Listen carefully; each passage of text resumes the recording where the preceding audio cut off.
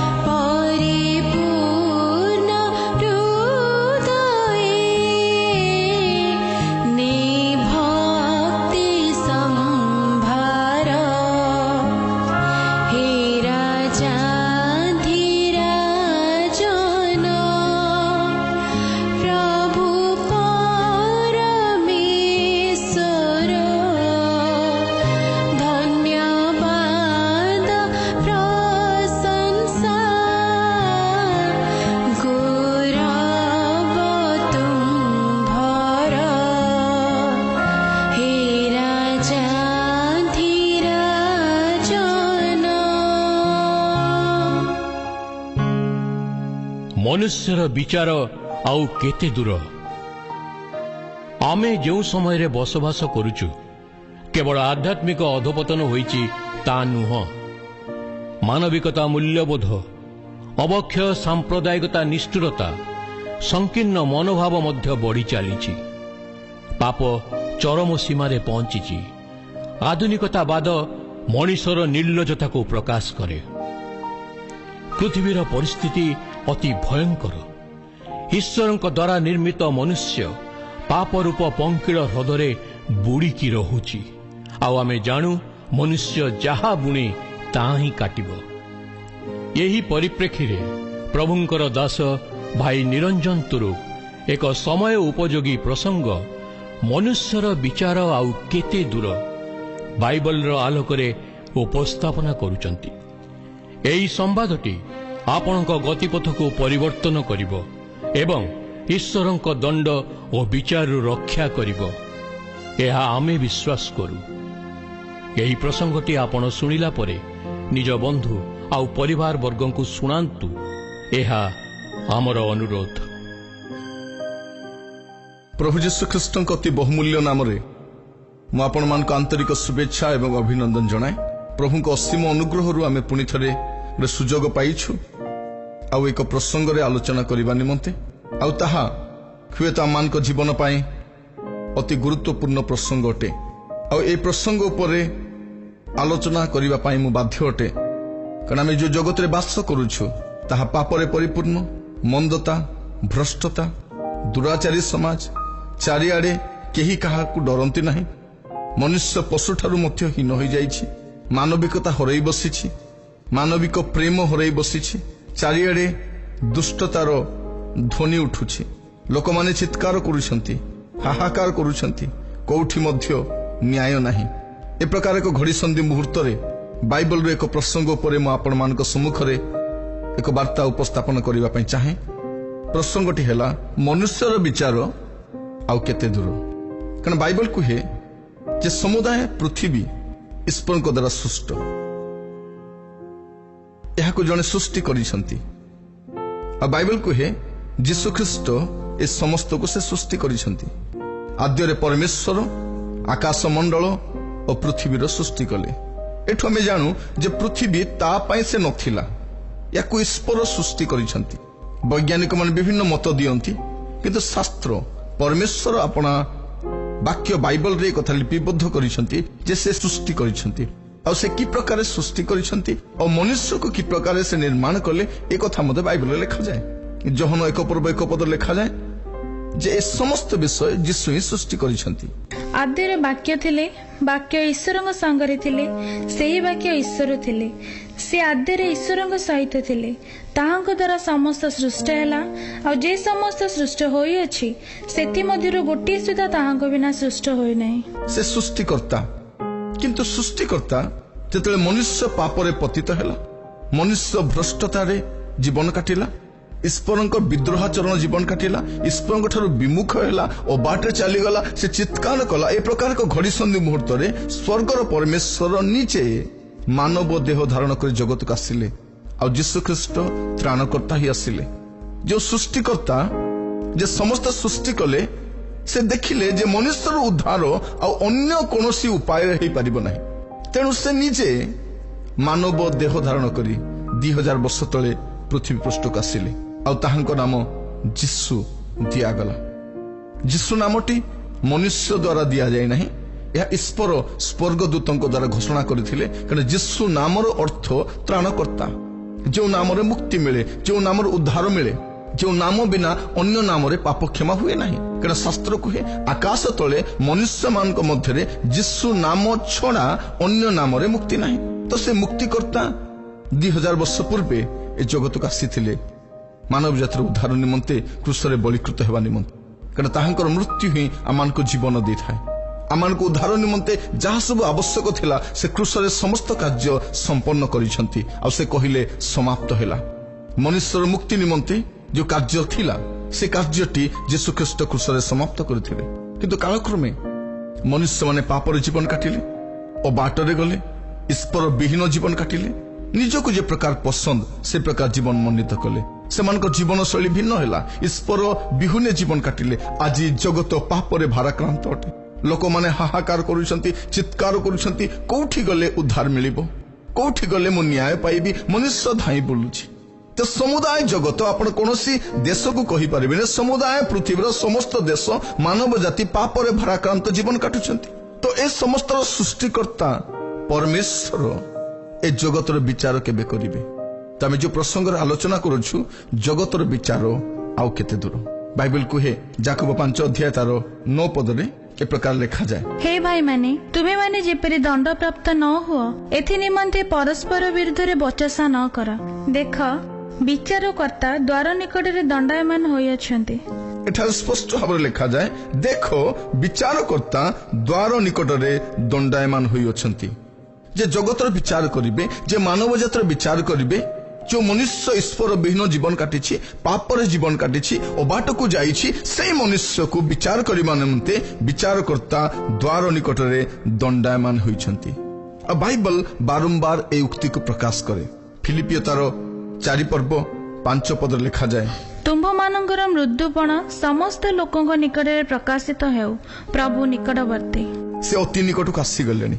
ଆଉ ଆମେ କି ପ୍ରକାର ଜାଣିପାରିବା ଯେ ଜଗତର ବିଚାରକର୍ତ୍ତା ନିକଟବର୍ତ୍ତୀ ହୋଇଗଲେଣି? ମାଥ୍ୟୁ ତାର 24 ପର୍ବ 33 ପଦରେ ଲେଖାଯାଏ, ସେହିପରି ତୁମେମାନେ ମଧ୍ୟ ଏହି ସମସ୍ତ ଦେଖିଲେ ସେ ଦ୍ୱାରର ସନ୍ନିକଟ ଏହା ଜାଣ। ସେ ଦ୍ୱାରର ନିକଟବର୍ତ୍ତୀ। ଏହି ସମସ୍ତ ଘଟିଲେ ତୁମେ ଜାଣିବ ଯେ ସେ ଦ୍ୱାର ନିକଟକୁ ଆସିଗଲେଣି। ଯଦି ଆପଣ ଭଲ କରିକି ମାଥ୍ୟୁ 24 ଅଧ୍ୟାୟ ପଢିବେ, ଦୟାକରି ବାଇବଲଟି ସଂଗ୍ରହ କରନ୍ତୁ, କାରଣ ଏହା ଆପଣଙ୍କ ଜୀବନର ଅତି ଗୁରୁତ୍ୱପୂର୍ଣ୍ଣ ବିଷୟ ଅଟେ। ମାଥ୍ୟୁ ପୁସ୍ତକ ଖୋଲିବେ ଏବଂ ତାର 24 ଅଧ୍ୟାୟରେ ଦେଖିବେ ଯେ ଯୀଶୁଖ୍ରୀଷ୍ଟ ଯେ ଜଗତର ବିଚାରକର୍ତ୍ତା, ସେ ଜଗତକୁ ବିଚାର କରିବାକୁ ଆସିବା ସମୟରେ ବା ତା ପୂର୍ବରୁ ଜଗତର ଅବସ୍ଥା କି ପ୍ରକାର ଥିବ ସେଠି ଲେଖା ହେଇଛି। ଆଉ ବାଇବଲ ବାରମ୍ବାର କୁହେ ଯେ ସମୟ ଅତି ଅଳ୍ପ। ପ୍ରଥମ କରନ୍ତୀୟ ତାର 7 ପର୍ବ 29 ପଦରେ ଲେଖାଯାଏ, କିନ୍ତୁ ହେ ଭାଇମାନେ ମୋ କଥାର ଭାବ ଏହି, ସମୟ ଅତ୍ୟଳ୍ପ, ଏଣୁ ଯେଉଁମାନଙ୍କର ଭାର୍ଯ୍ୟା ଅଛି ସେମାନେ ଭାର୍ଯ୍ୟା ନଥିଲା ପରି ହୁଅନ୍ତୁ। ସମୟ ଅତ୍ୟଳ୍ପ।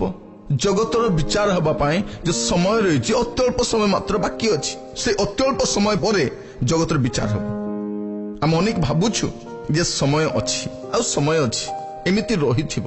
ଅନେକ ବିଭ୍ରାନ୍ତିକର ମତ ଗୁଡାକ ଆସେ, ଅନେକ ବୈଜ୍ଞାନିକ ତଥ୍ୟ ସବୁ ଆସେ, ଅନେକ ଦାର୍ଶନିକ ମାନେ ବିଭିନ୍ନ ତଥ୍ୟ ଦିଅନ୍ତି, ଅନେକ ଧର୍ମର ନେତାମାନେ ବିଭିନ୍ନ ଉକ୍ତି ଗୁଡ଼ିକ ଦିଅନ୍ତି, ଅନେକ ପ୍ରତିଶ୍ରୁତି ଦିଅନ୍ତି। ଜଗତ ଏ ପ୍ରକାର ରହିଥିବ, ରହି ଆସିଛି, ରହିଥିବ। ମନୁଷ୍ୟ ଦିନେ ଆସିବ, ସେ ଈଶ୍ୱରଙ୍କ ସହିତ ମିଳିତ ହୋଇଯିବ। ବିଭିନ୍ନ ପ୍ରକାର କଥା କହିକି ଲୋକମାନଙ୍କୁ ଅବାଟକୁ ନିଅନ୍ତି ଆଉ ପାପରେ ଭାରାକ୍ରାନ୍ତ କରନ୍ତି। କିନ୍ତୁ ବାଇବଲ କୁହେ एब्री तार 10 पर्व 37 पदरे कारण आउ अत्यल्प समय मात्र जहाँ का आगमन करिबार अछि से आगमन करिवे और विलंब करिवे नहीं। आमे जो भाबुछु जे जगतर विचार आउ विलंब अछि आउ विलंब हबो किंतु शास्त्र कहे जे आउ विलंब नाही जगतर विचार सुनिश्चित आउ केते दूर तेबे। आज आम जगत में बास करुछु आम विभिन्न दिन पालन करुछु Valentine day birthday father's day mother's day farmers day teachers day independent day अनेक प्रकार दिन आम पालन करुछु किंतु आम गोटे दिन भूली बसुछु जे गोटे विचार दिन मध्य अछि। There is a judgement day गोटे विचार दिन समस्तंक पाए निरूपित अछि। यदि आपण देखिबे एब्री तार 9 अध्याय तार 37 पद एवं 28 पदर प्रथम अंश मनुष्य मानक निमंते जेपरि थरे मात्र मृत्यु आउ ताहा परे विचार निरूपित अछि सेहीपरि ख्रीष्ट मध्य अनेक पाप वहन करिवा निमंते थरे मात्र उत्सर्गीकृत होई द्वितीय थर पाप सकाशे नुहे बरं जो माने ताहांक अपेक्षार अछंती सेमानंक परित्राण निमंते दर्शन देबे।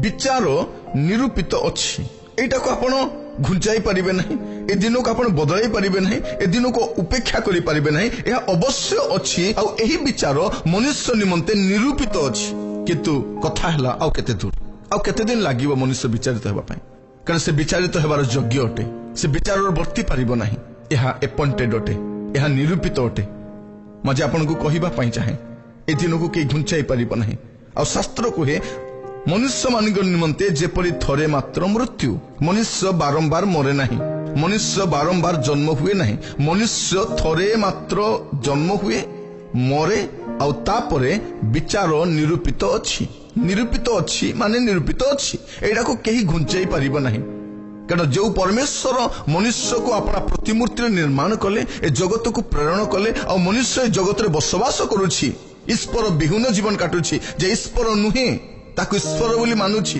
निजे ईश्वर को तैयारी करुछि अबाटरे जाउछि ए प्रकार एक घड़ी संधि मुहूर्त रे तार विचार केते दिन प्रिय बंधु विचार मुंड ऊपर झुलुछि अकस्मात आसी ऊपर पड़िबो आमे भाबुछु किए देखुछि विचारर भय काहे कि नाही मनुष्य काहे कि विचारर भय रे बास करू नाही कारण से भाबुछि मते किए देखुछि मते किए कोन करि पकेइबो तार प्रथम धारणा मते किए देखुछि किंतु जने व्यक्ति अछंती जे देखंती बाइबल रो परमेश्वर देखंती जे मनुष्य को चक्षु रोपण करिसंती से देखंती से सब देखंती से समस्त को देखंती। हितोपदेश 15 पर्व तार 3 पद लिखा जाए सदा प्रभु को चक्षु सर्वत्र थाए अधम और उत्तम लोकों को निरीक्षण करे। सदा प्रभु को चक्षु जे मनुष्य को निर्माण करिसंती मनुष्य को जीवन देइछंती मनुष्य को चक्षु देइछंती मनुष्य को श्वास वायु देइछंती से परमेश्वर देखि पारंती आउ से समस्त को देखंती से उत्तम लोक को देखंती अधम को देखंती दुष्ट को देखंती साधु को देखंती किंतु से वर्तमान किछि करू नाहंती काहे कि अपेक्षा करिसंती हुए तो आज से बाहुरी आसीबो हुए तो आज से सुधुरी जीवो हुए तो आज से पापुरु फेरी आसीबो प्रभु चाहि बसिसंती केबे से फेरी आसीबो से सब देखंती अनेक थर में भाबू मते किए देखुची बाइबल रे गीत संहिता 139 पर्व से आपण पढ़िबे स्पष्ट भाव में लिखा जाए जे परमेश्वर कि प्रकार मनुष्य को देखंती से किभली भाव में मनुष्य को समीक्षा करंती किभली भाव में मनुष्यर समस्त गतिविधि को से लक्ष्य करंती लिखा जाए एठार प्रकार लिखा जाए मु किछि अंश पढ़िबा पई चाहे गीत संहिता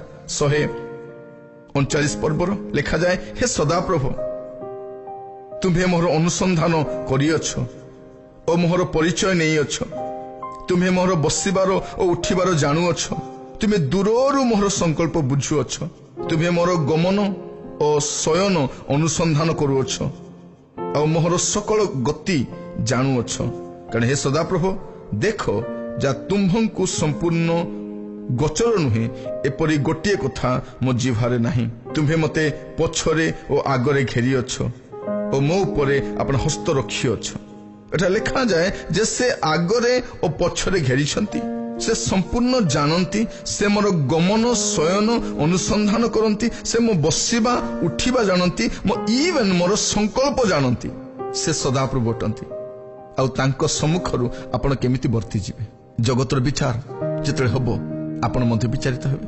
ଆପଣ ଜାଣନ୍ତି ନୋହଙ୍କ ସମୟର ପୃଥିବୀ ଜଳ ଦ୍ୱାରା ଦଣ୍ଡିତ ହୋଇଥିଲା। ପ୍ରଭୁ ସମୁଦାୟ ପୃଥିବୀରେ ଜଳ ପ୍ଲାବନ କରି ନୋହଙ୍କ ପରିବାର ଛଡ଼ା ସମସ୍ତଙ୍କୁ ଜଳରେ ବିନାଶ କରିଥିଲେ। ସମୁଦାୟ ପୃଥିବୀ ଜଳ ଦ୍ୱାରା ଧ୍ୱଂସ ପାଇଥିଲା। କିନ୍ତୁ ଆଜିର ପୃଥିବୀ ଜଳ ଦ୍ୱାରା ନୁହେଁ, ଶାସ୍ତ୍ର କୁହେ ଅଗ୍ନି ନିମନ୍ତେ ସଂରକ୍ଷିତ ଅଛି। ଅଗ୍ନି ନିମନ୍ତେ ଅପେକ୍ଷା କରୁଛି ଜଗତ। କାରଣ ଯୋଉ ପାପ ଜଗତ କରିଛି, ଯୋଉ ପାପରେ ଜୀବନ କାଟୁଛି, ଈଶ୍ୱର ବିହୀନ ଜୀବନ କାଟୁଛି, ଈଶ୍ୱରଙ୍କ ବିରୁଦ୍ଧରେ ଜୀବନ କାଟିଛି, ସେଇ ମନୁଷ୍ୟ ନିମନ୍ତେ କେବଳ ଅଗ୍ନି ଅପେକ୍ଷା କରୁଛି ବୋଲି ଶାସ୍ତ୍ର କୁହେ। ଆଉ ଏହା ସ୍ପଷ୍ଟ ମଧ୍ୟ ଅଟେ। ବୈଜ୍ଞାନିକ ମାନେ ମଧ୍ୟ ତଥ୍ୟ ଦିଅନ୍ତି, ସେମାନେ ମଧ୍ୟ ଉକ୍ତି ପ୍ରଦାନ କରନ୍ତି ଯେ ଏହି ଜଗତ ଅଗ୍ନିରେ ବିନଷ୍ଟ ହେବା ନିମନ୍ତେ ରହିଛି। ଦିନେ ଏହି ପୃଥିବୀ ଅଗ୍ନି ଦ୍ୱାରା ବିଚାରିତ ହେବ। ଯଦି ଆପଣ ଦେଖିବେ ବାଇବଲରେ ଲେଖାଯାଏ 2 ପିତର ତାର 3 ପର୍ବ 7 ପଦ ସ୍ପଷ୍ଟ ଭାବରେ ଲେଖାଯାଏ। ପୁଣି ଏହି ବର୍ତ୍ତମାନ ଆକାଶମଣ୍ଡଳ ଓ ପୃଥିବୀ ସେହି ବାକ୍ୟ ଦ୍ୱାରା ଅଧାର୍ମିକ ଲୋକମାନଙ୍କର ବିଚାର ଓ ବିନାଶର ଦିନ ପର୍ଯ୍ୟନ୍ତ ସଞ୍ଚିତ ହୋଇ ଅଗ୍ନି ନିମନ୍ତେ ରକ୍ଷିତ ହୋଇଅଛି। ଏ ପୃଥିବୀଟି ଅଗ୍ନି ନିମନ୍ତେ ରକ୍ଷିତ ହୋଇଛି। ଅଧାର୍ମିକ ଲୋକମାନଙ୍କ ବିଚାର ଓ ବିନାଶ ଦିନ ପର୍ଯ୍ୟନ୍ତ ସଞ୍ଚିତ ଅଛି। କେବଳ ସେଇ ଦିନଟି ଆମେ ଜାଣିନାହୁଁ। ମନୁଷ୍ୟ 2ଟି ଦିନ ଜାଣେ ନା, ଗୋଟେ ହେଉଛି ତାର ମୃତ୍ୟୁର ଦିନ, ଆଉ ଗୋଟେ ହେଉଛି ବିଚାରର ଦିନ। କିନ୍ତୁ ଏଇ 2ଟି ଦିନ ସୁନିଶ୍ଚିତ ଅଛି। ମୃତ୍ୟୁ ପରେ ବିଚାର ଅଛି। ଆଉ ଏ ପୃଥିବୀ କି ପ୍ରକାର ବିଚାରିତ ହେବ? ଏହା ଅଗ୍ନିରେ ଜଳିବ। ଯଦି ଆପଣ 10 ପଦ ଦେଖିବେ ତା ତଳକୁ ଲେଖାଯାଏ, ପ୍ରଭୁଙ୍କ ଦିନ ଚୋରର ପରି ଉପସ୍ଥିତ ହେବ। ସେହି ଦିନ ଆକାଶମଣ୍ଡଳ ମହାଶବ୍ଦ ସହ ଲୋପ ପାଇବ। ପୁଣି ମୌଳିକ ବସ୍ତୁ ସବୁ ପ୍ରଚଣ୍ଡ ଉତ୍ତାପରେ ତରଳିଯିବ ଏବଂ ପୃଥିବୀ ଓ ତନ୍ମଧ୍ୟସ୍ଥ ମନୁଷ୍ୟକୃତ ବସ୍ତୁ ସବୁ ଦଗ୍ଧ ହେବ। ମନୁଷ୍ୟ ଯାହା ଯାହା କରିଛି, ଏ ପୃଥିବୀକୁ ସୁଶୋଭିତ କରିଛି, ତାର ଆମୋଦ ପ୍ରମୋଦ ପାଇଁ ସେ ଯାହା ସବୁ ଆୟୋଜନ କରିଛି, ଏସବୁ ଅଗ୍ନିରେ ଦଗ୍ଧ ହେବ। ପ୍ରିୟ ବନ୍ଧୁ, ଯେଉଁ ପୃଥିବୀ ଅଗ୍ନି ଦ୍ୱାରା ବିନଷ୍ଟ ହେବ, ଏ ପ୍ରକାର ଏକ ଜଗତରେ ଆପଣ ଏବଂ ମୁଁ ବସବାସ କରୁଛୁ। ଆମେ ବସବାସ କରି ଭାବୁଛୁ ସଦାକାଳ ରହିବା। ହୁଏତ ଆପଣ ଯୋଜନା କରିପାରନ୍ତି ସଦାକାଳ ରହିବା ପାଇଁ, କିନ୍ତୁ ଏ ଜଗତ ସଦାକାଳ ନିମନ୍ତେ ନୁହେଁ। ଏ ଜଗତ ଦିନେ ଈଶ୍ୱରଙ୍କର କ୍ରୋଧର ଶିକାର ହେବ, ଈଶ୍ୱରଙ୍କ ଦ୍ୱାରା ଦଣ୍ଡିତ ହେବ, ଆଉ ଏହା ଅଗ୍ନି ଦ୍ୱାରା ବିନଷ୍ଟ ହେବ। ତେବେ ଏ ଜଗତର ବିଚାର କେତେ ଦୂର, ଆଉ କେତେ ସମୟ ଲାଗିବ ଏ ଜଗତ ବିଚାରିତ ହେବା ପାଇଁ? ପୁଣି ଥରେ ମୁଁ କହିବା ପାଇଁ ଚାହେଁ, ଆପଣ ମନେ ରଖନ୍ତୁ, ଆପଣଙ୍କୁ ଜଣେ ଦେଖୁଛନ୍ତି, ଆପଣଙ୍କର ଗୁପ୍ତ ଜୀବନକୁ ଜଣେ ସମୀକ୍ଷା କରୁଛନ୍ତି, ଆପଣଙ୍କର ସମସ୍ତ ବିଷୟ ଲିପିବଦ୍ଧ ହେଉଛି, ଆପଣ ଯାହା ଯାହା ବି କରୁଛନ୍ତି ସମସ୍ତ ବିଷୟ ନୋଟ୍ କରାଯାଉଛି। ଦିନ ଆସିବ ଏସବୁ ବିଷୟ ଆପଣଙ୍କ ବିରୁଦ୍ଧରେ ଯିବ। ଆଉ ଏ କଥା କିଏ ଦେଖୁଛନ୍ତି? ବାଇବଲ କୁହେ ଏବ୍ରୀ ତାର 4 ଅଧ୍ୟାୟ ତାର 13 ପଦ, ଈଶ୍ୱରଙ୍କ ସମ୍ମୁଖରେ କୌଣସି ପ୍ରାଣୀ ଅପ୍ରକାଶିତ ନୁହେଁ, ମାତ୍ର ଯାହାଙ୍କ ଛାମୁରେ ଆମ୍ଭମାନଙ୍କୁ ନିକାଶ ଦେବାକୁ ହେବ, ତାହାଙ୍କ ଦୃଷ୍ଟିରେ ସମସ୍ତ ବିଷୟ ଉଲ୍ଲଙ୍ଘ ଓ ଅନାବୃତ ଅଟେ। ଏଠାରେ ସ୍ପଷ୍ଟ ଭାବେ ଲେଖାଯାଏ, ଈଶ୍ୱରଙ୍କ ସମ୍ମୁଖରେ କୌଣସି ପ୍ରାଣୀ, ପୃଥିବୀର ଯେକୌଣସି ବ୍ୟକ୍ତି ମଧ୍ୟ ଈଶ୍ୱରଙ୍କ ସମ୍ମୁଖରେ ଅପ୍ରକାଶିତ ନୁହେଁ, ମାତ୍ର ଯାହାଙ୍କ ଛାମୁରେ ଆମମାନଙ୍କୁ ନିକାଶ ଦେବାକୁ ହେବ, ତାହାଙ୍କ ଦୃଷ୍ଟିରେ ସମସ୍ତ ବିଷୟ ଉଲ୍ଲଙ୍ଘ ଓ ଅନାବୃତ ଅଟେ। ଏହା ଦ୍ୱାରା ଆମେ ଜାଣିପାରୁ ଯେ ସେ ସବୁ ଦେଖନ୍ତି, ସେ ସବୁ ଦେଖନ୍ତି। ଆପଣ ଲୁଚି ପାରିବେ ନାହିଁ, କେହି ମଧ୍ୟ ଲୁଚି ପାରିବେ ନାହିଁ। ପୃଥିବୀର ଯେକୌଣସି ପ୍ରାନ୍ତରରେ ଯାଆନ୍ତୁ, ଯେକୌଣସି ଦେଶକୁ ଯାଆନ୍ତୁ, ଯେକୌଣସି ଗୁପ୍ତ ସ୍ଥାନକୁ ଯାଆନ୍ତୁ, ଯେକୌଣସି ନିବୃତ୍ତ ସ୍ଥାନକୁ ଯାଆନ୍ତୁ, ଆପଣ ସ୍ପେସ୍ରେ ଯାଆନ୍ତୁ, କୌଣସି ଗ୍ରହରେ ଯାଆନ୍ତୁ, ଆପଣ ଯୋଉଠି ଯାଉଛନ୍ତି ଯାଆନ୍ତୁ, ଆପଣଙ୍କୁ ଜଣେ ବ୍ୟକ୍ତି ସେ ଦେଖୁଛନ୍ତି, ଆପଣଙ୍କର କ୍ରିୟାକୁ ସେ ସମୀକ୍ଷା କରୁଛନ୍ତି, ଆପଣଙ୍କ ଜୀବନ ଶୈଳୀକୁ ସେ ଅନୁଧ୍ୟାନ କରୁଛନ୍ତି। ଆଉ ଏସବୁ ବିଷୟ ଆପଣଙ୍କ ବିରୁଦ୍ଧରେ ହିଁ ଯାଉଛି, କାରଣ ଆପଣ ସମସ୍ତ ଗୁପ୍ତ କାର୍ଯ୍ୟ ତାହାଙ୍କ ବିରୁଦ୍ଧରେ ହିଁ କରୁଛନ୍ତି। ଦିନେ ବିଚାର ଅଛି, ବିଚାର ସୁନିଶ୍ଚିତ ଅଛି, ଆପଣ ବର୍ତ୍ତି ପାରିବେ ନାହିଁ। ଆଜି ମୁଁ ଆପଣଙ୍କୁ କହିବା ପାଇଁ ଚାହେଁ, ଆଜି ମଧ୍ୟ ସମୟ ଅଛି ଜୀବନକୁ ସଜାଡ଼ିବା ପାଇଁ, ଆଜି ମଧ୍ୟ ସମୟ ଅଛି ପାପରୁ ଫେରିବା ପାଇଁ, ଆଜି ମଧ୍ୟ ସମୟ ଅଛି ଅବାଟରୁ ଫେରିବା ପାଇଁ, ଆଜି ମଧ୍ୟ ସମୟ ଅଛି ଜୀବନର ସମସ୍ତ ବିଷୟକୁ ପୁଣି ଥରେ ସମୀକ୍ଷା କରି ଦେଖିବା ପାଇଁ ଯେ ପରମେଶ୍ୱର ମୋତେ ସୃଷ୍ଟି କଲେ, ଆପଣ ପ୍ରତିମୂର୍ତ୍ତିରେ ନିର୍ମାଣ କଲେ, ମୋତେ ମାଙ୍କଡ଼ ପରିକରେ ତିଆରି କରିନାହାନ୍ତି, ମୋତେ ପଶୁ କରିକି ତିଆରି କରିନାହାନ୍ତି, ମୋତେ କୌଣସି ବନ୍ୟଜନ୍ତୁ ପରିକରେ ତିଆରି କରିନାହାନ୍ତି, ମୋତେ ସେ ଆପଣ ପ୍ରତିମୂର୍ତ୍ତିରେ ତିଆରି କରିଛନ୍ତି। ମନୁଷ୍ୟକୁ ଏତେ ପ୍ରେମରେ ଏତେ ଯତ୍ନରେ ସେ ତିଆରି କଲେ, କିନ୍ତୁ ସେହି ମନୁଷ୍ୟ ଆଜି ଈଶ୍ୱର ବିରୁଦ୍ଧାଚରଣ କରୁଛି, ସତ୍ୟ ପରମେଶ୍ୱରଙ୍କ ବିରୁଦ୍ଧରେ ଯାଉଛି। ସେ କ'ଣ ଦଣ୍ଡ ପାଇବା ଯୋଗ୍ୟ ନୁହେଁ? ସେ ନିଶ୍ଚିତ ଭାବରେ ଦଣ୍ଡ ପାଇବ, କିନ୍ତୁ ସେହି ଦଣ୍ଡରୁ ରକ୍ଷା ପାଇବା ନିମନ୍ତେ ଆପଣଙ୍କୁ ତାଙ୍କ ନିକଟକୁ ବାହୁଡ଼ି ଆସିବାକୁ ପଡ଼ିବ, ତାଙ୍କୁ କହିବାକୁ ପଡ଼ିବ ପ୍ରଭୁ ମୋତେ କ୍ଷମା କର, ମୋତେ ରକ୍ଷା କର, ମୁଁ ଆପଣଙ୍କ ବିରୁଦ୍ଧରେ ଯାଇଛି। ଏଇଟା ଶାସ୍ତ୍ର ସ୍ପଷ୍ଟ ଭାବରେ କୁହେ। ମୁଁ ଆପଣମାନଙ୍କୁ କୌଣସି ଅତିରଞ୍ଜିତ କଥା କହୁନାହିଁ, କୌଣସି ମନଗଢ଼ା କଥା କହୁନାହିଁ, କୌଣସି କାଳ୍ପନିକ ଗୋଟେ ପୁସ୍ତକରୁ କିଛି ଅଂଶ ଉଦ୍ଧୃତ କରି ମୁଁ ଆପଣଙ୍କୁ କହୁନାହିଁ। ଆପଣଙ୍କର ଆମୋଦ ପ୍ରମୋଦ ନିମନ୍ତେ, ଆପଣଙ୍କୁ ଡରେଇବା ନିମନ୍ତେ ମୁଁ କହୁନାହିଁ, ଆପଣଙ୍କୁ କୌଣସି ଧର୍ମରେ ଦୀକ୍ଷିତ କରିବା ପାଇଁ ମୁଁ କହୁନାହିଁ। ମୁଁ ଆପଣଙ୍କୁ କହିବା ପାଇଁ ଚାହେଁ ଈଶ୍ୱର କୌଣସି ଧର୍ମର ନୁହନ୍ତି। ଈଶ୍ୱର ଅଟନ୍ତି। ସେ ମନୁଷ୍ୟକୁ ଆପଣ ସଦୃଶରେ ନିର୍ମାଣ କରିଛନ୍ତି, ଜଗତକୁ ସେ ତିଆରି କରିଛନ୍ତି, ଆଉ ଦିନେ ସେ ଜଗତର ବିଚାର କରିବେ ଏବଂ ମନୁଷ୍ୟର ମଧ୍ୟ ସେହି ବିଚାର କରିବେ। ଆଉ ସେ ଈଶ୍ୱର କୌଣସି ଧର୍ମର ନୁହନ୍ତି। ସେ ସମୁଦାୟ ମାନବ ଜାତିର ଈଶ୍ୱର ଅଟନ୍ତି। ସେ କୌଣସି ଧର୍ମର ଈଶ୍ୱର ନୁହନ୍ତି। ସେ ସମସ୍ତଙ୍କ ଈଶ୍ୱର ଅଟନ୍ତି। ସେ ଜୀବିତ ଅଟନ୍ତି, ଆଉ ସେ ଏକମାତ୍ର ଅଟନ୍ତି। ଈଶ୍ୱର ଅନେକ ନୁହନ୍ତି, ଈଶ୍ୱର ଏକ ଅଟନ୍ତି। ସେ ସତ୍ୟ ଅଟନ୍ତି, ସେ ବାସ୍ତବ ଅଟନ୍ତି, ସେ ପବିତ୍ର ଅଟନ୍ତି, ସେ ନିଷ୍କଳଙ୍କ ଅଟନ୍ତି, ଆଉ ସେ ଈଶ୍ୱର ସମସ୍ତଙ୍କର ବିଚାର କରିବେ। ମନୁଷ୍ୟ ହୁଏତ ବିଭିନ୍ନ ଧର୍ମରେ ବିଭକ୍ତ ହୋଇପାରେ, ବିଭିନ୍ନ ଜାତିରେ ବିଭକ୍ତ ହୋଇପାରେ, ବିଭିନ୍ନ ସମ୍ପ୍ରଦାୟରେ ବିଭକ୍ତ ହୋଇପାରେ, କିନ୍ତୁ ଈଶ୍ୱର ଏକମାତ୍ର ଅଟନ୍ତି। ସମୁଦାୟ ମାନବ ଜାତି ନିମନ୍ତେ ଏକମାତ୍ର ପରମେଶ୍ୱର ସେ ସଦାପ୍ରଭୁ ଅଟନ୍ତି। ଆଉ ବାଇବଲ କ'ଣ କୁହେ? ବାଇବଲ ସ୍ପଷ୍ଟ ଭାବରେ କୁହେ 2 Corinthians 5:10 କାରଣ ଭଲ ହେଉ ବା ମନ୍ଦ ହେଉ ପ୍ରତ୍ୟେକ ଜଣ ଆପଣା ଶରୀର ଦ୍ୱାରା କୃତ କର୍ମାନୁସାରେ ଫଳ ପାଇବା ନିମନ୍ତେ ଖ୍ରୀଷ୍ଟଙ୍କ ବିଚାରସନ ଛାମୁରେ ଆମ୍ଭ ସମସ୍ତଙ୍କୁ ପ୍ରକାଶିତ ହେବାକୁ ହେବ। ଫଳ ପାଇବା ନିମନ୍ତେ ଖ୍ରୀଷ୍ଟଙ୍କ ବିଚାରସନ ଛାମୁରେ ଆମ ସମସ୍ତଙ୍କୁ ପ୍ରକାଶିତ ହେବାକୁ ହେବ। ଏଟା ସ୍ପଷ୍ଟ ଭାବରେ ଲେଖାଯାଏ ଯେ ବିଚାର କିଏ କରିବେ? ବିଚାର ତ ହେବ, କିନ୍ତୁ ବିଚାର କିଏ କରିବେ? ବିଚାର ସେହି ବ୍ୟକ୍ତି କରିବେ ଯେ ଜଗତର ମୁକ୍ତି ନିମନ୍ତେ, ଜଗତର ଉଦ୍ଧାର ନିମନ୍ତେ କ୍ରୁଶରେ ବଳୀକୃତ ହୋଇଥିଲେ, ମୁକ୍ତିର ମୂଲ୍ୟ ଦେଇଥିଲେ। ତାହାକୁ ଯଦି ଆପଣ ଉପେକ୍ଷା କରୁଛନ୍ତି, ସେ ରକ୍ତକୁ ଉପେକ୍ଷା କରୁଛନ୍ତି, କ୍ରୁଶର ହତ ଯୀଶୁକୁ ଉପେକ୍ଷା କରୁଛନ୍ତି, ତାମାନେ କ'ଣ? ଆପଣ ବିଚାରର ବଶବର୍ତ୍ତୀ ଅଟନ୍ତି। ଆପଣଙ୍କ ଉପରକୁ ଦଣ୍ଡ ଆଣୁଛନ୍ତି। ଲେଖାଯାଏ କ'ଣ?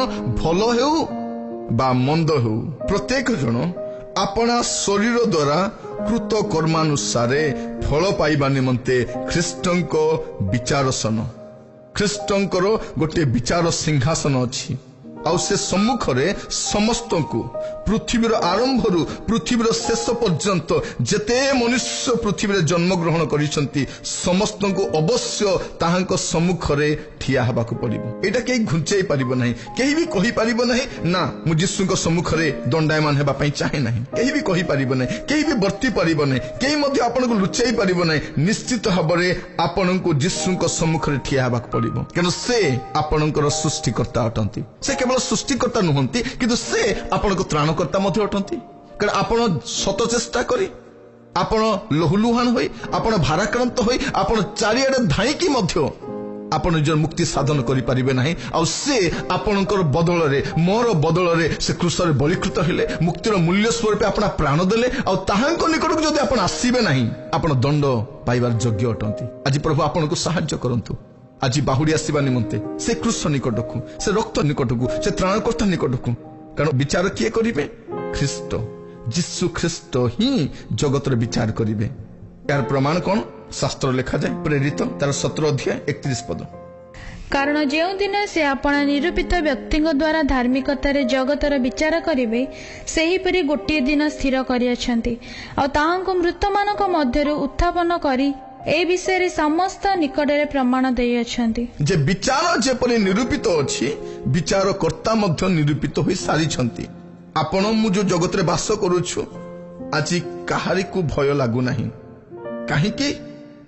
ଯେ ସେମାନେ ବିଚାର ଅନ୍ୟଥା କରନ୍ତି, ପଇସା ଦେଇକି, ଲାଞ୍ଚ ମିଛ କହିକି, ଠକ କଥା କହିକି, ଓଲଟା କଥା କହିକି, ବିଭିନ୍ନ ଉପାୟରେ ଲୋକମାନେ ଖସି ଯାଉଛନ୍ତି।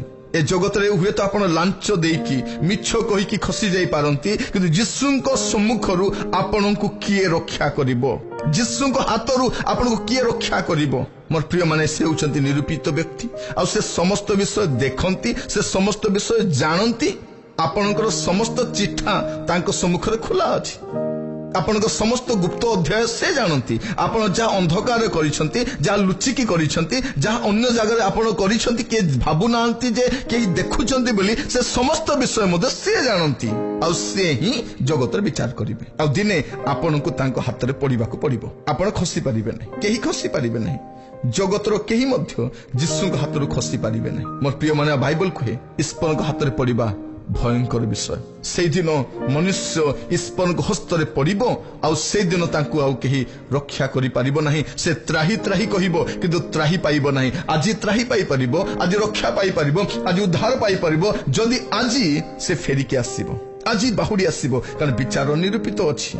आ से व्यक्ति की जे मृत्यु को जय कर उठिछंती, जे मृत्यु रु उठिछंती, जे मृत्यु को परास्त कर उठिछंती, जे जीवित अटंती, जे मृत मान मध्य नहांती, सेही यीशु ख्रीष्ट विचार करिवे। जने मृत व्यक्ति से नुहंती, से जीवित अटंती। यीशु ख्रीष्ट जीवित अटंती, से जगतर विचार करिवे। प्रिय बंधु, आज मैं आपको कहबा पई चाहे जगतर विचार आउ केते दूर, आउ बहुत दूर नहीं। कारण बाइबल स्पष्ट भाବରେ कहे देखो विचारकर्ता द्वार देश रे दंडायमान हिचंती, द्वार देश रे दंडायमान हिचंती। आज मनुष्य विभिन्न उपाय से खसी जाउछि। से भाबुछि जे एमिति वर्ती जीव सब बेले हुए तो से मंत्री को धरी खसी जाउछि, से पुलिस को किछि पैसा दे खसी जाउछि, से विचारपति को पैसा दे खसी जाउछि। से भाबुछि एमिति खसी जाउथिबो, किंतु मोर प्रिय माने आपण खसी पारिबे नहीं। बाइबल गोटे कथा कहे स्पष्ट भाव रोमियो 2:5 लिखा जाए, किंतु तुम्भे अपना कठिन और अपरिवर्तित हृदय अनुसारे जो दिन ईश्वर को न्याय विचार प्रकाश पाइब सही क्रोधर दिन रे निज पई क्रोध संचय करूअछ। तुम्भे अपना कठिन और अपरिवर्तित हृदय। आज मनुष्य दिन को दिन कठिन होबार लागिछि आ अपरिवर्तित, से परिवर्तित होबा पई चाहे नाही। से प्रकार कठिन हो गलानी, ए प्रकार तारो दाम्भिकपण आसी गलानी, से प्रकार से शक्तग्रीव हेलानी। से कहिबा पई चाहे मु परिवर्तित हेबे नाही, एटा मोर जीवन शैली, मु एपरि जीवन काटिबा को चाहे। किंतु मन रखि थांतु ईश्वर को न्याय विचार प्रकाश पाइबा समय रे आपन को प्रति क्रोध वर्तिबो। गोटे दिन अछि ईश्वर को न्याय विचार, कारण से न्याय विचार करता अटंती। पृथ्वी रे जणे न्याय विचारपति अटंती। आज चारिआडे अन्याय, एपरिकी विचारपति माने मध्य लोक मान हाथ में पड़ जाउछंती, पैसार फांदरे पड़ जाउछंती, नेता मान फांदरे पड़ जाउछंती। अनेक सेमान को ऊपर प्रभाव पकाई विचार को अन्यथा करुछंती, किंतु ईश्वर को ऊपर कहार प्रभाव रहिबो। से दिन केवल से ही तांकर विचार द्वारा जगत को विचारित करिवे। प्रिय बंधु, आज मु कहिबा पई चाहे जदि रक्षा पाइबा पई चाहंती, उद्धार पाइबा पई चाहंती, आज आपण से रक्षा पाई परिबे। दिन आसीब अति भयंकर, से दिन केही मध्य से विचार रक्षा पाई परिबो नाही। विचार ता निमंत अति भयंकर हबो। शास्त्र स्पष्ट भाବରେ कुहे जे से दिन ईश्वर को क्रोध प्रकाशित हबो। आ क्रोधर दिन निमंते आपण कठिन होइकी, आपण अपरिवर्तित होइकी आपण को निमंते विचार संचित करूछंती। जदि आपण देखिबे प्रकाशित वाक्य तार 6 अध्याय सेठार अति भयंकर विषय मान लिखा जाए। मु आपण को निमंते किछि अंश पढिबा पई चाहे। आपण समय पाइले निजे बाइबल टी संग्रह करंतु आ अंशटी पढ़ंतु। प्रकाशित वाक्य तार 6 अध्याय तार 13 पदरु 17 पद पर्यंत मु आपण को निमंते पढुछि। लिखा जाए, प्रबल वायुर आघात रे डिंबुरी वृक्षरु जेपरि अपक्व फल सब पतित हुए, सेही परि आकाशर नक्षत्र सब पृथ्वी रे पतित हैला। आकाश मंडल चर्म पुस्तक गुड़ा हैला परि गुड़ा होई दूरीभूत हैला। पुणी पर्वत और द्वीप समूह स्थानांतरित हेले। आ पृथ्वीर राजा माने, पात्र मंत्री माने, प्रधान सेनापति, धनी माने, बलवान लोक माने एवं पराधीन और स्वाधीन लोक समस्ते गुहा और पर्वतमालार शैल मान मध्य आपण मान को लुचाइले।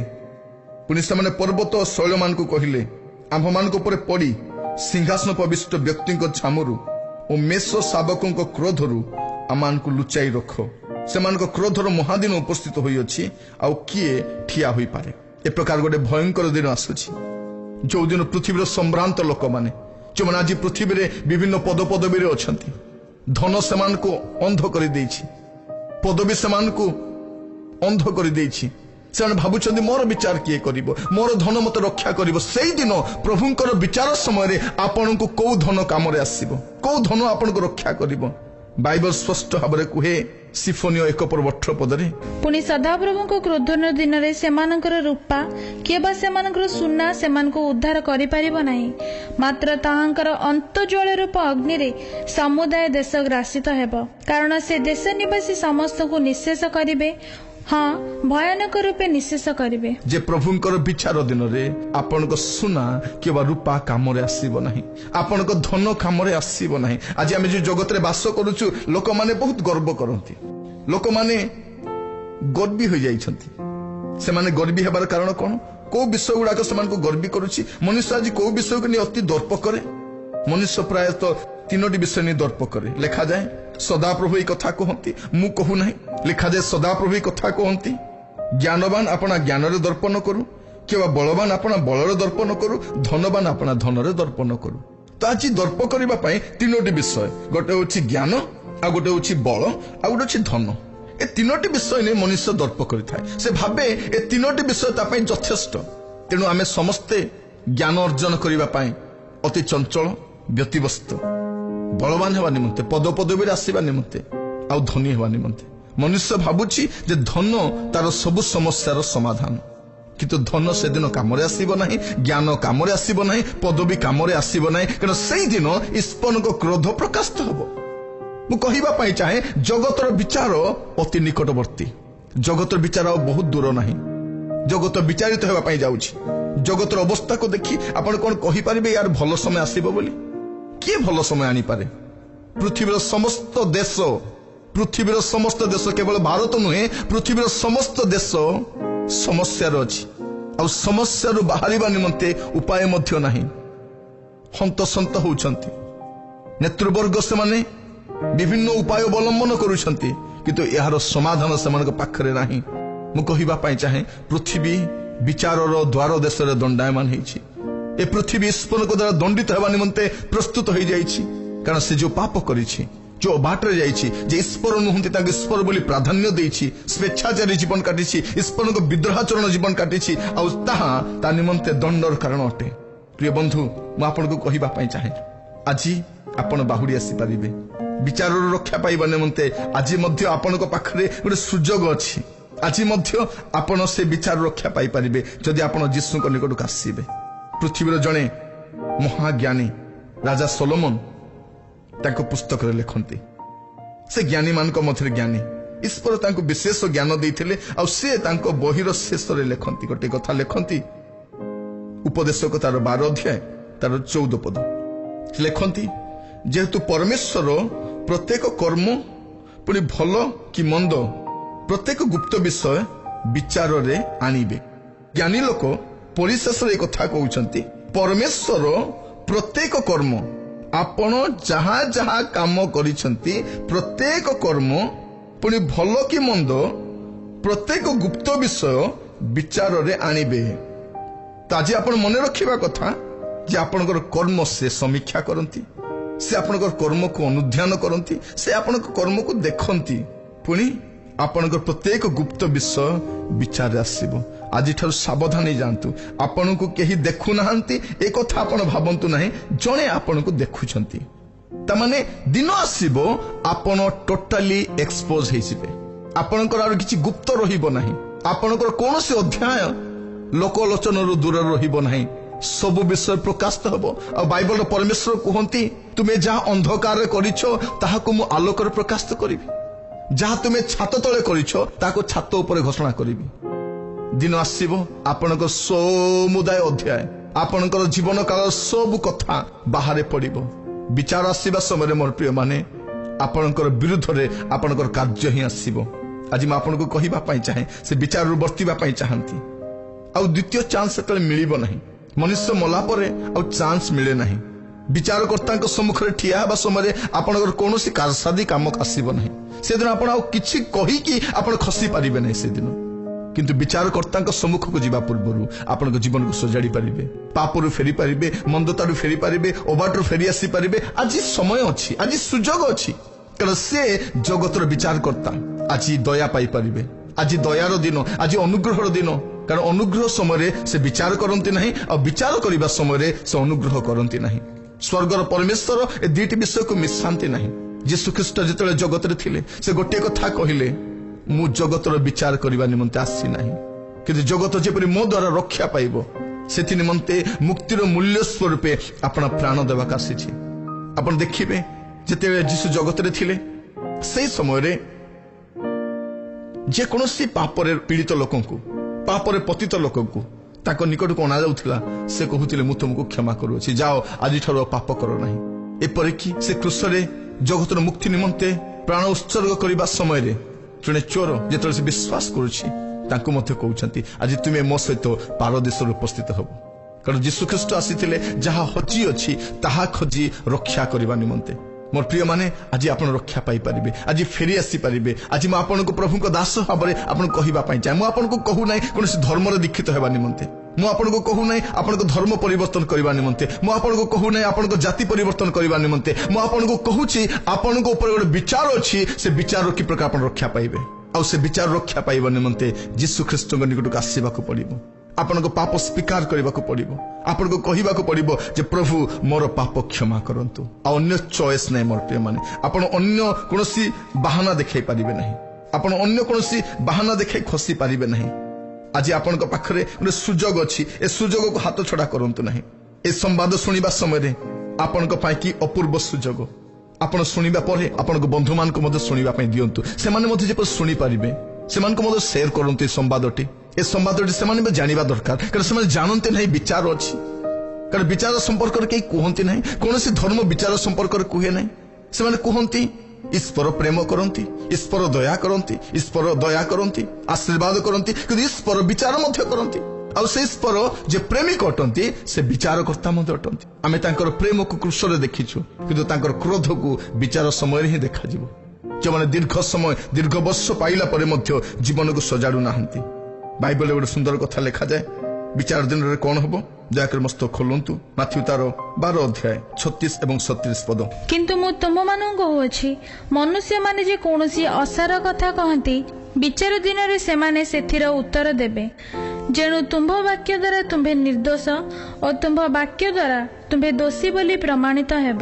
ସେତେବେଳେ ଶାସ୍ତ୍ରୀ ଓ ଫରୁସୀମାନଙ୍କ ମଧ୍ୟରୁ କେତେକ ଜଣ ତାହାଙ୍କୁ ଉତ୍ତର ଦେଲେ, ହେ ଗୁରୁ, ଆମ୍ଭେମାନେ ଆପଣଙ୍କଠାରୁ ଗୋଟିଏ ଚିହ୍ନ ଦେଖିବାକୁ ଇଚ୍ଛା କରୁଅଛୁ। କିନ୍ତୁ ସେ ସେମାନଙ୍କୁ ଉତ୍ତର ଦେଲେ, ଦୁଷ୍ଟ ଓ ବ୍ୟଭିଚାରୀ ବଂଶ ଚିହ୍ନ ଅନ୍ୱେଷଣ କରନ୍ତି, ମାତ୍ର ଭାବବାଦୀ ଜୁନସଙ୍କ ଚିହ୍ନ ବିନା ଅନ୍ୟ କୌଣସି ଚିହ୍ନ ସେମାନଙ୍କୁ ଦିଆଯିବ ନାହିଁ। ଏଠି ଆମେ ଦେଖୁଛୁ ଯେ ବିଚାର ଦିନରେ ମୋର ଅସାର କଥା ଗୁଡ଼ିକ ମଧ୍ୟ ବିଚାରିତ ହେବ। ଆଜି ମୁଁ ଯାହା ବି କହିପାରୁଛି ଫ୍ରିଡମ୍ ଅଛି। କହିବା ପାଇଁ ପଇସା ଲାଗେନି, କହିବା ପାଇଁ ଟ୍ୟାକ୍ସ ଲାଗେନି, ଆମେ କହି ଚାଲିଛୁ। କିନ୍ତୁ ବିଚାର ଦିନରେ ମୋର ସମସ୍ତ ଅସାର କଥା ମୁଁ କେୟାରଲେସ୍ ଭାବରେ ଯୋଉ ୱାର୍ଡ ଗୁଡ଼ିକ କହିଛି ଏସବୁର ହିସାବ କରାଯିବ। ତେଣୁ ଆଜିଠାରୁ ଆପଣ କହିବା ସମୟରେ ସାବଧାନ ହୁଅନ୍ତୁ। ଆପଣ କଣ କହୁଛନ୍ତି, କାହା ବିଷୟରେ କଣ କହୁଛନ୍ତି, ଆପଣଙ୍କ ମୁଖରୁ କି ପ୍ରକାର କଥା ଗୁଡ଼ିକ ବାହାରୁଛି, ଏଗୁଡ଼ିକ ବିଷୟରେ ଆପଣ ସଚେତନ ହେବା ଦରକାର। କାରଣ ଆପଣଙ୍କ ସମସ୍ତ କଥା ସେଦିନ ବିଚାରିତ ହେବ। ଆଉ ବାଇବଲରେ କଣ ଲେଖାଯାଏ?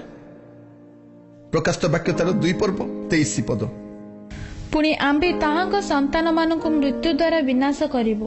ସେଥିରେ ଆମ୍ଭେ ଯେ ମର୍ମ ଓ ହୃଦୟର ପରୀକ୍ଷକ, ପୁଣି ତୁମମାନଙ୍କ ପ୍ରତ୍ୟେକ ଜଣଙ୍କୁ ଆପଣା ଆପଣା କର୍ମ ଅନୁସାରେ ଫଳଦାତା, ଏହା ମଣ୍ଡଳୀଗଣ ଜାଣିବେ। ଏଟା ଲେଖାଯାଏ ସେ କେବଳ ମୋର କଥାକୁ ବିଚାର କରନ୍ତି ତାହା ନୁହେଁ, ସେ ମୋର ମର୍ମ ଓ ହୃଦୟର ମଧ୍ୟ ପରୀକ୍ଷକ ଅଟନ୍ତି। ସେ ମୋର ହୃଦୟର ମଧ୍ୟ ପରୀକ୍ଷା କରନ୍ତି ଆଉ ମୋର କର୍ମ ଅନୁସାରେ ମତେ ଫଳ ଦିଅନ୍ତି।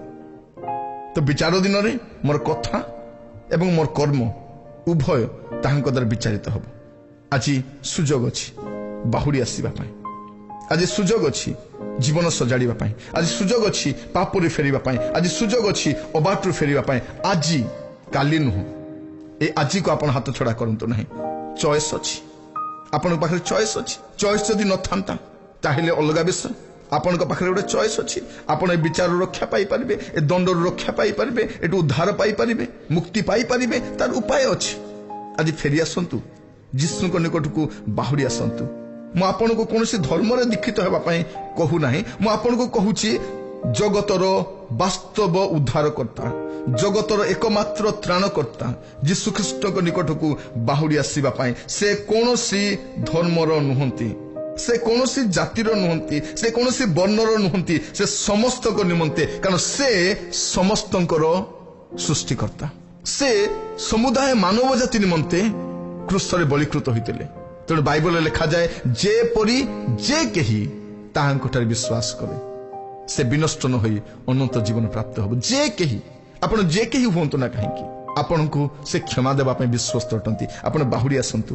ବାଇବଲରେ ଲେଖାଯାଏ, ଯଦି ରକ୍ଷା ପାଇବା ପାଇଁ ଚାହାନ୍ତି ତାହେଲେ ବାଇବଲରେ ସୁନ୍ଦର ପଦଟି ଲେଖାଯାଏ, ଯୋହନ ତାର 5 ପର୍ବ 24 ପଦ। ଜହନ 5:24 ଲେଖାଯାଏ, ସତ୍ୟ ସତ୍ୟ ମୁଁ ତୁମମାନଙ୍କୁ କହୁଅଛି ଯେ ମୋହର ବାକ୍ୟ ଶୁଣି ମୋହର ପ୍ରେରଣକର୍ତ୍ତାଙ୍କୁ ବିଶ୍ୱାସ କରେ ସେ ଅନନ୍ତ ଜୀବନ ପ୍ରାପ୍ତ ହୋଇଅଛି। ସେ ବିଚାରିତ ନ ହୋଇ ବରଂ ମୃତ୍ୟୁକୁ ଅତିକ୍ରମ କରି ଜୀବନରେ ପ୍ରବେଶ କରିଅଛି। କି ସୁନ୍ଦର ପଦଟି ଲେଖାଯାଏ ଯେ ଯୀଶୁଙ୍କୁ ବିଶ୍ୱାସ କରେ, ତାଙ୍କୁ ପ୍ରଭୁ ବୋଲି ମାନେ ସେ ବିଚାରିତ ହୁଏ ନାହିଁ, ବରଂ ସେ ମୃତ୍ୟୁକୁ ଅତିକ୍ରମ କରି ଜୀବନରେ ପ୍ରବେଶ କରେ।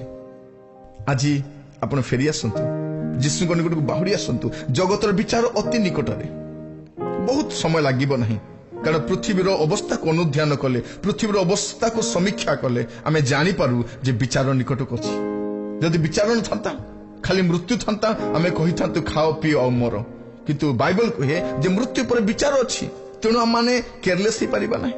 ଆଉ ବିଚାର ସମୟରେ ଆଉ ସେକେଣ୍ଡ ଚାନ୍ସ ମିଳିବ ନାହିଁ, ଆଉ ରକ୍ଷା ପାଇବାର ଉପାୟ ନଥିବ, କେବଳ ଦଣ୍ଡିତ ହେବାର ଉପାୟ ଥିବ, ଅନନ୍ତ ନର୍କ ନଚେତ ଅନନ୍ତ ସ୍ୱର୍ଗ। କାରଣ ମୃତ୍ୟୁ ପରେ ଅନନ୍ତ କାଳ ଆରମ୍ଭ ହୋଇଯାଏ। ମନୁଷ୍ୟ ନିମନ୍ତେ ଥରେ ମାତ୍ର ମୃତ୍ୟୁ, ଆଉ ତାପରେ ଅନନ୍ତ ଜୀବନ ବା ଅନନ୍ତ ନର୍କ ଅଛି। ଏଇଟା ବାଇବଲ ସ୍ପଷ୍ଟ ଭାବରେ କୁହେ। ଏହା କୌଣସି ଧର୍ମର ଉକ୍ତି ନୁହେଁ, କାହାକୁ ଡରେଇବା ପାଇଁ ନୁହେଁ, କିନ୍ତୁ ଏହା ବାଇବଲର ପରମେଶ୍ୱର କୁହନ୍ତି। ଏ 70 ବର୍ଷର 80 ବର୍ଷର ଜୀବନ ସମାପ୍ତ ହେଲା ପରେ ଅନନ୍ତ କାଳ ଆରମ୍ଭ ହୁଏ। ପ୍ରିୟ ବନ୍ଧୁ, ଆପଣଙ୍କର ଅନନ୍ତ କାଳ କୋଉଠି କାଟିବା ପାଇଁ ଚାହାନ୍ତି? ଜଗତର ତ ବିଚାର ହବ, ଜଗତ ଅଗ୍ନି ଦ୍ୱାରା ବିନଷ୍ଟ ହବ। ଏ ଜଗତକୁ ଆପଣ ଯେତେ ପ୍ରିୟ ମନେ କଲେ ମଧ୍ୟ, ଏ ଜଗତରେ ଆପଣ ସବୁ ସଞ୍ଚିତ କଲେ ମଧ୍ୟ, ଆପଣଙ୍କ ଜୀବନ କାଳ ସବୁ ଉତ୍ତମ ସମୟ ଏ ଜଗତ ନିମନ୍ତେ ବିନିଯୋଗ କଲେ ମଧ୍ୟ ଦିନ ଆସିବ ଆପଣ ଜଗତ ଛାଡ଼ିକି ଚାଲିଯିବେ। এই ଜଗତ ଛାଡ଼ିକି ଚାଲିଗଲା ପରେ ଆପଣ କୋଉଠିକି ଯିବେ? ଆପଣ କୋଉଠିକି ଯିବେ?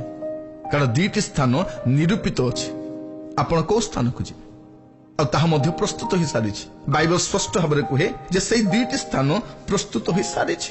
ବିଚାର ପରେ ସେ ଦୁଇଟି ସ୍ଥାନରେ ଯିବାକୁ ହିଁ ପଡ଼ିବ, ତାକୁ କେହି ମଧ୍ୟ ଉପେକ୍ଷା କରିପାରିବ ନାହିଁ। ପ୍ରଭୁ କଣ ବୋଲି କହିବେ? ପୃଥକ କଲା ପରେ ଦୁଇ ଗୋଷ୍ଠୀ ହେଇଯିବେ ସେଦିନ। ଗୋଟେ ଗୋଷ୍ଠୀ ଦଣ୍ଡିତ ହେବା ନିମନ୍ତେ, ଆଉ ଗୋଟେ ଗୋଷ୍ଠୀ ଆଶୀର୍ବାଦ ପାଇବା ନିମନ୍ତେ। ଆଉ ଯୀଶୁଖ୍ରୀଷ୍ଟ କୁହନ୍ତି ମାଥ୍ୟୁ 25:34 ପଦରେ, ସେତେବେଳେ ରାଜା ଆପଣ ଦକ୍ଷିଣ ପାର୍ଶ୍ୱସ୍ଥ ଲୋକକୁ କହିବେ, ଆସ, ମୋର ପିତାଙ୍କ ଆଶୀର୍ବାଦ ପାତ୍ରମାନେ, ତୁମମାନଙ୍କ ନିମନ୍ତେ ଜଗତର ପତନାବଧି ଯେଉଁ ରାଜ୍ୟ ପ୍ରସ୍ତୁତ କରାଯାଇଅଛି ସେଥିର ଅଧିକାରୀ ହୁଅ। ଗୋଟିଏ ରାଜ୍ୟ ପ୍ରସ୍ତୁତ କରାଯାଇଛି, ଆଉ ସେ ରାଜ୍ୟ ସ୍ୱର୍ଗ ରାଜ୍ୟ ବୋଲି କୁହାଯାଏ। ଆଉ ସେ ରାଜ୍ୟ ଈଶ୍ୱରଙ୍କ ରାଜ୍ୟ ଅଟେ। ତାହା ଅବିନାଶ୍ୟ ରାଜ୍ୟ, ତା ଆନନ୍ଦର ରାଜ୍ୟ, ତା ଶାନ୍ତିର ରାଜ୍ୟ। ଆଉ ସେ ରାଜ୍ୟ ନିମନ୍ତେ ସେମାନେ ବିବେଚିତ ହୁଅନ୍ତି ଯେଉଁମାନେ এই ବିଚାରରୁ ବର୍ତ୍ତି ଯାଆନ୍ତି। ବିଚାରରୁ ଯଦି ବର୍ତ୍ତିବା ପାଇଁ ଚାହାନ୍ତି, ଆପଣଙ୍କୁ ଯୀଶୁଖ୍ରୀଷ୍ଟଙ୍କୁ ନିଜର ବ୍ୟକ୍ତିଗତ ତ୍ରାଣକର୍ତ୍ତା ଭାବରେ ଗ୍ରହଣ କରିବାକୁ ପଡ଼ିବ। ଜଗତର ବିଚାର ତ ଅତି ନିକଟରେ ହେବା ପାଇଁ ଯାଉଛି। ଜଗତର କୌଣସି ଭଲ ଲକ୍ଷଣ ପରିଲକ୍ଷିତ ହୁଏ ନାହିଁ। ଆପଣ ଜଗତକୁ ଭଲ କରିକି ସମୀକ୍ଷା କରନ୍ତୁ। ଏ ଜଗତ ଆଉ କେତେ ଦିନ? ପ୍ରାୟ ସବୁ ଦେଶ ଏଟମ୍ ବମ୍ ଗୁଡ଼ିକ ସାଇତି ରଖିଛନ୍ତି। ମନୁଷ୍ୟ ପାଖରେ ଖାଇବା ପାଇଁ ପଇସା ନାହିଁ, ସେ ବମ୍ କିଣିକି ରଖୁଛି। ଚାରିଆଡେ ରକ୍ତପାତ, ଚାରିଆଡେ ହିଂସା, ସମସ୍ତେ ଭୟ ମଧ୍ୟରେ ବାସ କରୁଛନ୍ତି। ଯେଉଁମାନେ ଆମମାନଙ୍କୁ ସୁରକ୍ଷା ଦେବେ ବୋଲି କହୁଛନ୍ତି, ସେପରି ନେତାମାନେ ମଧ୍ୟ ସୁରକ୍ଷା ବିନା ବାହାରକୁ ଯାଉନାହାନ୍ତି। ଗୋଟେ ଅସୁରକ୍ଷିତ ସମାଜ, ଗୋଟେ ଭୟର ସମାଜ, ଚାରିଆଡେ ଭୟ।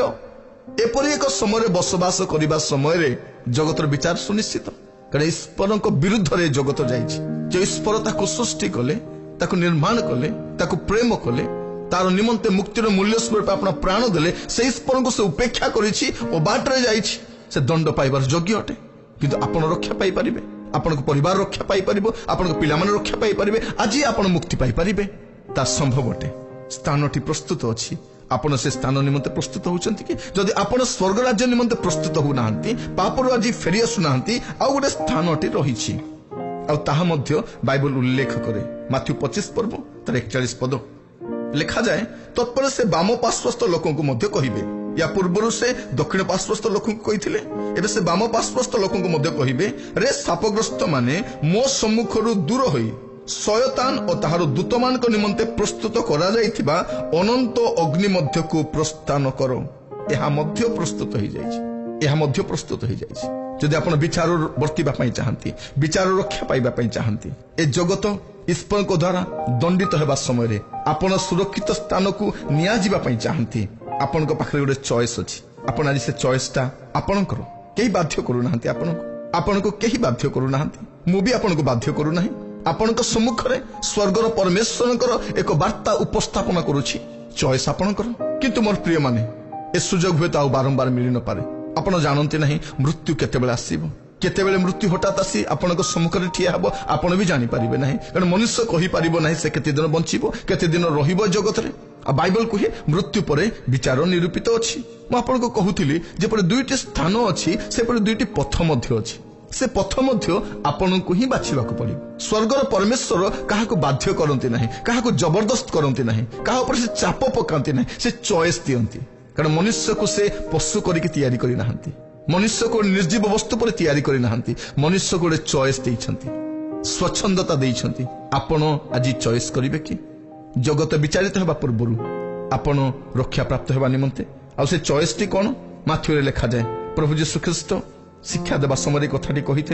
माथ्यू 7 पर्व 13 पद एवं 14 पद एटा लिखा जाए संकीर्ण द्वार दे प्रवेश कर कारण सर्वनाश को घिनी जीवा द्वार ओसार और पथ प्रशस्त पुणी ताहा दे प्रवेश करबा लोके अनेक आ जीवन को घिनी जीवा द्वार संकीर्ण और पथ दुर्गम पुणी ताहार संधान पाइबा लोके अल्प एठारे जेपरि दुईटी स्थान अछि सेपरि दुईटी पथ मध्य अछि ए दुईटी पथ मध्यरु गोटे पथ आपन को बाछिबाकू पड़िबो गोटे होची संकीर्ण पथ आ गोटे होची प्रशस्त पथ ए प्रशस्त पथ दे अनेक जानती ता सुविधार पथ आ से पथ मध्य जीवा पई लोक मान को भलो लागे किंतु ता सर्वनाश को घेनी जाए आ गोटे पथ अछि संकीर्ण आज हुए तो कष्ट साध्य आज हुए तो आपण दुख पाइबे हुए तो आज आपण अपमानित हेबे किंतु गोटे समय आसीबो आपण शेष रे उत्तम स्थान रे पहुंची जिवे ताहा मध्य आपणकर पसंद मु आपणक सम्मुख रे जो संवादटी रखिछि ता होछि जगतर विचार आउ केते दूर कारण गोटे विचार दिन निरूपित अछि